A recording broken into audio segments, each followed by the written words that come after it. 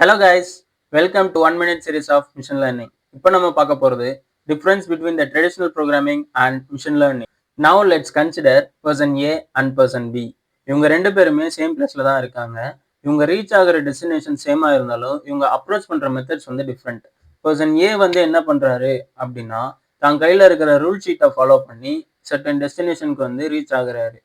Person B என்ன பண்றாரு அப்படின்னா தன் கையில இருக்க மேப்பை யூஸ் பண்ணி அதுல இருக்கிற ஷார்டஸ்ட் டிஸ்டன்ஸை ஃபைண்ட் அவுட் பண்ணி அந்த இடத்துக்கு போய் ரீச் ஆகுறாரு.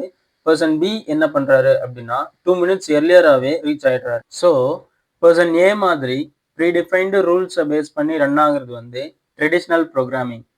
பர்சன் பி மாதிரி தான் கையில் இருக்கிற டேட்டா செட்டை வச்சு அதில் சர்டன் பேட்டர்னை ஃபாலோ பண்ணி ரன் ஆகிறது வந்து மிஷின் லேர்னிங் அல்காரிதம்.